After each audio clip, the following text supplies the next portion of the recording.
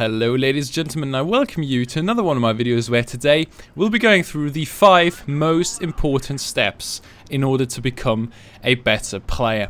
And at the beginning of the battle, we're already going to get to the first step and to one of the most important things in order to increase your win rate and your overall performance, and that is to analyze your team and the enemy team's composition. So if we have a look at the enemy team, they have a Progetto 65 and a Batch at 2 TDs and 3 heavy tanks, which means that they are probably, in this map at least, going to go on the left side. As you can see, the Progetto has already been spotted, and they are probably going to have some heavies here in the mid and some TDs behind them. This is what I am expecting.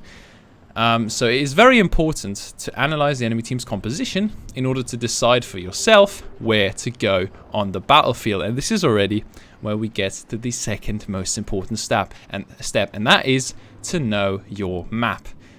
As an example here, Mayan Ruins, I know that the town is rather useless for us because we also have 2 mediums, so we have an advantage if we go on the left side, or at least we have the tanks that can do well on the left side. And so I see that my team goes left, and I'm not going to go into the town because I would be useless there. I'd be alone, and if I get like 2 enemies against me, I would die. So instead, I am going middle in order to try and support my mediums. So you need to know your map and need to know which positions are effective for your type of tank, and also where to go depending on where your teammates go in order to be able to support them as good as you can. And this is where we get to the third most important step. That is to see which situation you are currently in and how effective you can be. As an example there, when I was fighting the Progetto along with the T22 in my team here, I decided, well, I'm not going to have to shoot the Progetto as the T22 has got good DPM and is probably going to be able to take down the Progetto, which is why I was focusing on the targets and letting that Progetto get killed by the T22. Here again, I have supported my push here. I have seen, okay, the enemies are pushing through on this side, their rear, as the Hori and the ISA, and they're not really protected. And if I follow my T22 mate, then we are going to be able to make some pressure. Next thing here, I see this is 75 going up. I also see that he's looking at the T22. And so I decide I'm going to focus down that dude. Well, why is that? Well, because I see that if I'm going to drive up to the right where the T22 is, I'll get shot by the 75, and it's going to take me quite a lot of time to get to the I7 in order to actually do damage. So, judging from the situation I'm in, I basically take the decision to rather put a shot into the 75. Same thing here.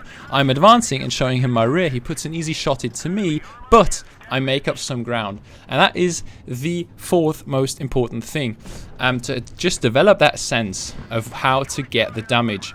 And that is also, again, it's a mix between what situation are you in, where are the enemy tanks with hit points, so basically where is the damage located at the moment, and where can you get how quickly.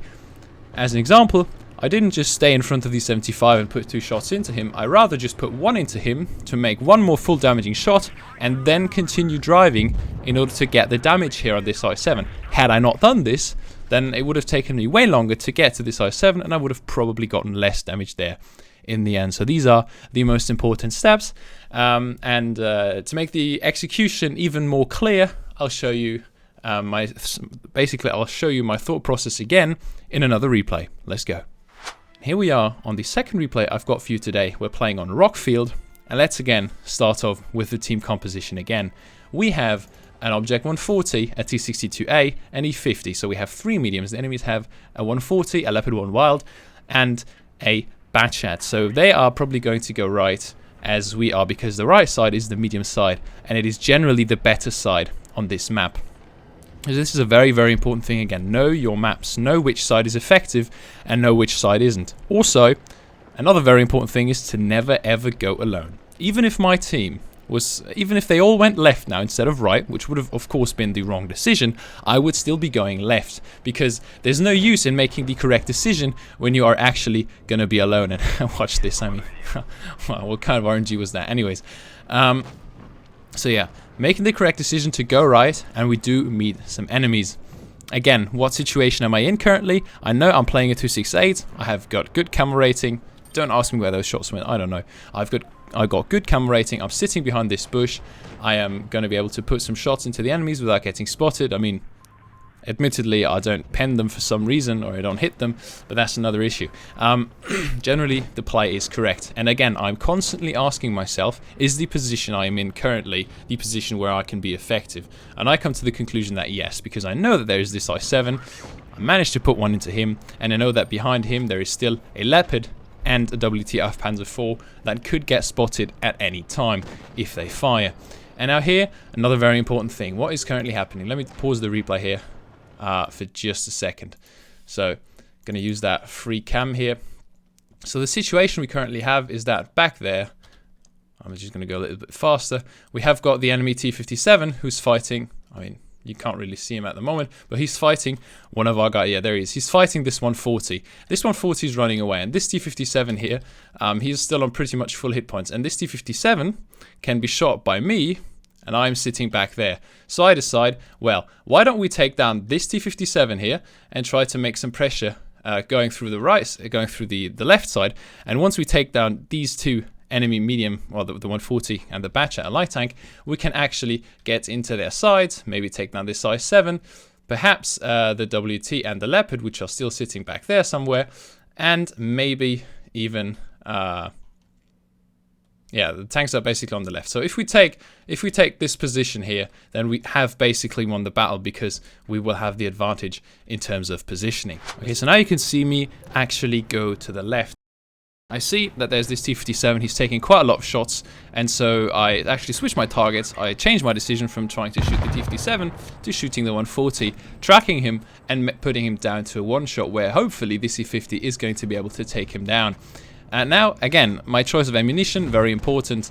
I was actually going to go for a shot on the Batchat there, but I hit the 140 nonetheless, so either way, it was a win-win. So this is another very, very important thing here I don't want to forget to mention, is that you have to absolutely know your tank and also know the enemy tanks. By that I mean you have to know where does my tank have strengths, and judging from that, you also, and this is also an influence as to where you go on the battlefield. Of course, you want to go with your team, you want to never go alone, but then once you've decided on which side you are going to go, you will also want to know which position to take, and that heavily depends on the kind of tank you have. As an example here, I know I have trollish armor, good mobility, very good camera rating, and a hard-hitting gun, which is why I was sitting in the bushes, or also being a supportive assault tank, and trying to support the push my 50 was doing here on the 140 and the Batchat 25 ton.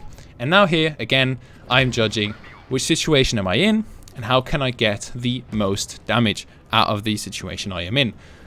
I see this T-57, he is spotted, he is pushing in, and now I'm deciding, well, even if I die, we are probably going to win this game, and I've already done a lot of damage. So I just go, well, even if this T-57 kills me here, I would have still gotten another full damaging shot, which means I would have still gotten another 640 alpha shell into him that could potentially do 640. I pen the shot, I do the damage, and even if I died there, would have still been worth it, because right now this battle is pretty much a win. And so even if I die, wouldn't make much difference. The most important thing here is to get another shot of damage in order to just increase the overall performance. And now the game is pretty much over. I mean, I know where this Emil is. He's lastly been spotted on the other side, so I'm still expecting him to be there. However, he's actually driven all the way around, has basically been useless for the entirety of this battle, and now gets spotted and trying to make the somewhat heroic play, but it's not going to save their results. So I go in, have a look again, ammunition choice. I see, well, I take a look, can I pen him with HE somehow? I can't, so just switch back to AP and put the AP back into him. So this is my thought process here in this game. This is what I was thinking and why I was making certain plays, judging from several how to say, chains of decisions, basically. This is basically just a chain of decision making. There are certain decisions you have to make at certain points in the battle, and there are also certain decisions that you will be trying to make all the time, or that you will have to ask you, or some certain questions you will have to ask yourself during the entirety of the battle. Thank you for watching this video, ladies and gentlemen. I hope you found these tips very helpful, and I hope that these are going to help you improve your performance in random battles. In case you've got any feedbacks, comments, suggestions, recommendations, just write them in the comments down below. I'll have a look at the comments just as usual. Thank you for your feedback. Thank you for watching this video. I hope you've enjoyed it just as much as I did, and I'll hope to see you soon. Snake out.